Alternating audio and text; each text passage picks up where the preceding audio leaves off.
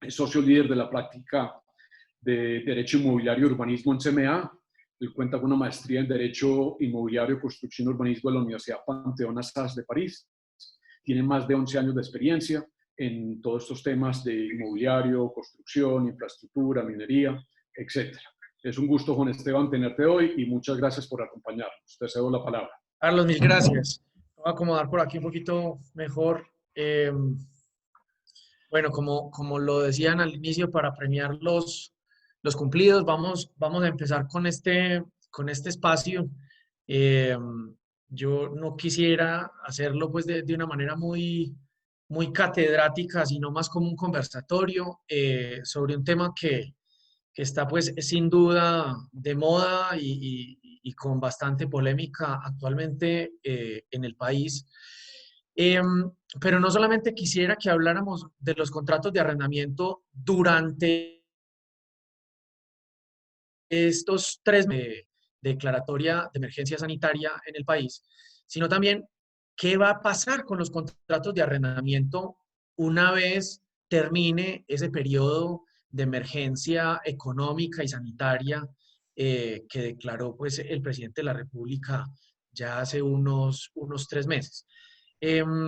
La idea entonces es compartir con ustedes un par de notas, un par de análisis y comentarios sobre todo lo que ha pasado en estos últimos meses. Sin duda alguna, hemos estado en una sobregeneración normativa en estos meses eh, y el sector inmobiliario no ha escapado a esa realidad. Particularmente en Colombia, hemos tenido 2 decretos sobre la materia de arrendamientos en un plazo muy corto. Realmente en 2 meses, pues tuvimos 2 decretos de arrendamientos y en este momento hay una cantidad de preguntas sobre cuál de los 2 aplica a determinado caso. Muchos propietarios y arrendatarios están confundidos sobre si lo que les aplica está en el primer decreto o lo que les aplica está en el segundo decreto. Entonces, de ahí surge, digamos que una serie de preguntas, pero también ha surgido muchas inquietudes sobre qué va a pasar después de esto. ¿Qué pasa con todos los acuerdos o trocíes, arreglos que han firmado los propietarios con los arrendatarios? Entonces, vamos a hacer, digamos que un recorrido cronológico desde el mes de marzo hasta llegar pues a después del 31 de agosto. Y nos vamos a quedar con esta diapositiva que creo que es la mejor forma de compilar, la mejor forma de describir todo lo que ha pasado en materia de arrendamientos en Colombia.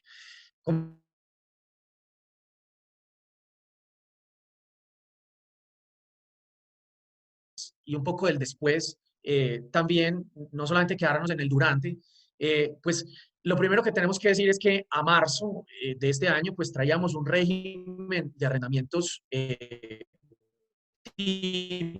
típico, claro, y una vez empezó la declaratoria de cuarentena preventiva o de aislamiento preventivo, empezamos a ver que los contratos de arrendamiento empezaron a sufrir una alteración.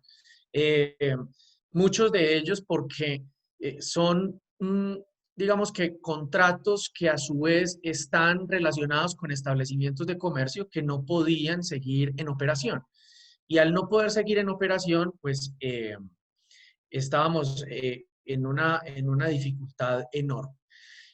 Valga la pena entonces decir que en el mes de marzo los contratos de arrendamiento tuvieron 15 días en una operación normal y 15 días en una operación anormal. Y también con la claridad de que en Medellín, en Antioquia, la cuarentena o aislamiento preventivo inició un poco antes en relación al resto del país. Y por lo tanto, ahí empezamos a ver una serie de situaciones con los contratos de arrendamiento. Lo primero que ocurrió con los contratos de arrendamiento es que, como les decía, al tenerse que cerrar los establecimientos de comercio, pues muchos arrendatarios empezaron a manifestarle a los arrendadores su imposibilidad para arrendar, para poder explotar el local comercial.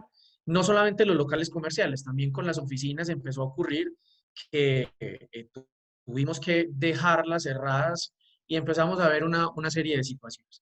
Ahí ocurre entonces un mes más o menos.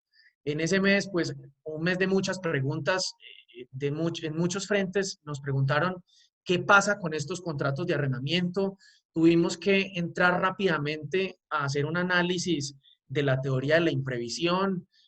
Tuvimos que entrar rápidamente a analizar una serie de aspectos contractuales y normativos que realmente en Colombia no estábamos acostumbrados. Creo que en esta materia, en los últimos meses, el artículo más famoso es el 868. Yo creo que todos los abogados del mundo inmobiliario hemos tenido que leer y releer muchísimas veces ese artículo del Código de Comercio, eh, que básicamente establece que si una obligación se hace excesivamente onerosa para una de las partes, pues puede pedir su revisión. Y ahí digamos que se le sumó otra discusión más a este asunto, y era si los contratos podían ser suspendidos unilateralmente. Muchos arrendatarios, especialmente, acudieron a comunicaciones escritas manifestando su imposibilidad de cumplir con el contrato y que por lo tanto el contrato quedaba suspendido. Algunos incluso lo llevaban más allá y decían que el contrato pues se había quedado sin objeto y que por lo tanto pues el contrato terminó. En esa discusión y en esa indeterminación estuvimos durante un mes exactamente. En ese mes, pues también en la ecuación entraron las aseguradoras, muchas de ellas pues amparando contratos de arrendamiento y operaciones de agencias inmobiliarias, pues también tenían la misma pregunta y es, mire, el riesgo de una pandemia o el riesgo de no pago de los cánones de arrendamiento por una situación como esta, ¿es un riesgo cubierto o no por las pólizas de seguro de arrendamientos? Y digamos que en esa discusión estuvimos durante el primer mes de esta cuarentena. Ahí ocurre el decreto 579 del 15 de abril de 2020. Este decreto que tuvo varias versiones, yo tuve la oportunidad de participar en una comisión técnica que estábamos trabajando en este primer decreto. Digamos que tuvo 6, 7 versiones, empezó de una manera muy radical y al pasar las versiones, pues el decreto se fue haciendo mucho más abierto, teniendo en cuenta que cada cita y que el gobierno pues no pretendía tampoco entrar a legislar sobre los contratos de arrendamiento de una manera irrespetuosa. Sin embargo, ese decreto 579 sí estableció una serie de normas que pusieron especialmente a las agencias de arrendamiento en una situación dramática, porque tuvieron que salir inesperadamente y afanadamente a celebrar acuerdos con muchísimos arrendatarios, que no era una tarea sencilla. Básicamente, el decreto 579 estableció tres líneas normativas para los contratos de arrendamiento. La primera, una determinación judicial de que quedaban suspendidos los desalojos, que quedaban suspendidas todas las medidas para la restitución de los inmuebles arrendados mediante orden judicial, que esa era una situación pues que lo habían pedido desde hacía ya pues varias semanas en muchos frentes económicos en el país. Y el decreto 579 pues estableció esa suspensión de esa eh, llevada a cabo por los inspectores de policía. Eso como primera medida. La segunda medida que tomó este decreto 579 es que para los meses de abril, mayo y junio,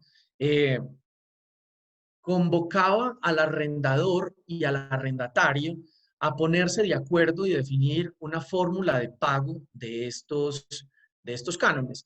Así resolviendo una primera pregunta que habíamos tenido en el primer mes, y era si el arrendatario no paga bajo el argumento de que tiene el establecimiento de comercio cerrado, pues ¿hay o no hay incumplimiento contractual? Lo que deja claro ese decreto es que efectivamente hay incumplimiento contractual, pero que ese incumplimiento contractual no se iba a poder, digamos que, llevar a un proceso judicial rápidamente y que primero se debía agotar esa conciliación, ese arreglo directo, que las partes debían tratar al máximo de llegar a un arreglo y que en caso de no poder llegar a una conciliación, de llegar a un arreglo, pues entonces se entendía que esos cánones estaban incumplidos y se generaban unos intereses al 50% del bancario corriente.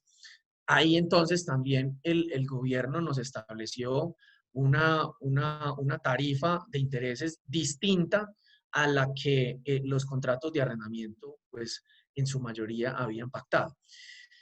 Así entonces estábamos funcionando, las inmobiliarias básicamente tuvieron que salir a la carrera a llamar a todos sus arrendatarios incumplidos, a tratar de cerrar acuerdos con todos los arrendatarios y de alguna manera llegar a bajar un poco eh, la problemática que estábamos teniendo. Sin embargo, como lo ha dicho la lonja de Medellín públicamente, eh, estamos más o menos en un escenario de cesación de pagos de cánones de arrendamiento o de cánones incumplidos de un 30%. Eso nos está llevando a una situación aún más dramática, y es que pues muchas de estas agencias inmobiliarias le han reportado el siniestro a las aseguradoras y las aseguradoras han terminado en un escenario de siniestro colectivo. El 30% de los contratos de arrendamiento pues es un número gigantesco para un país como Colombia, donde solamente en el sector vivienda pues hay más de 14 millones de hogares que viven en arrendamiento. Entonces, ya solo desde ahí, pues, tenemos una situación difícil. Adicionalmente, el decreto 579 estableció una serie de reglas para la propiedad horizontal. Muchas copropiedades se quedaron sin poder ejecutar, llevar a cabo sus asambleas ordinarias de copropietarios. Y quedaron con la indefinición de cómo queda el presupuesto para este año en medio de esta situación. Y adicionalmente, pues con una norma que establece que la fecha máxima para celebrar esas asambleas ordinarias de copropietarios era el 31 de marzo. Entonces, el gobierno decide ampliar esos periodos, ampliar esos plazos, y permitirle a las copropiedades llevar a cabo sus asambleas de copropietarios por medio virtual. Básicamente,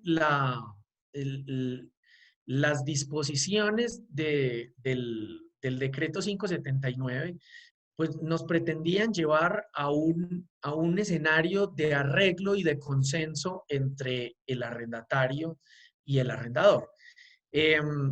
Sin embargo, pues, y adicional con otros temas, pues porque nos habló de la prórroga, que los contratos se entendían prorrogados hasta el 30 de junio, todos aquellos que tuvieran como fecha de aniversario o de terminación eh, una fecha durante la cuarentena del aislamiento preventivo, y por lo tanto hemos entendido pues que esos contratos se han prorrogado automáticamente por aplicación del decreto 579 hasta el 30 de junio. También nos dijo que los contratos que se habían suscrito, pero que no se entregó materialmente el bien inmueble, pues esos contratos quedaban suspendidos automáticamente y hasta el 30 de junio. Y digamos que en esa serie de normas, pues nos fuimos nos fuimos en aplicación y nos fuimos acostumbrando a llevar a cabo acuerdos desde el 15 de abril. Empezamos a trabajar en todos esos acuerdos, en hacer análisis.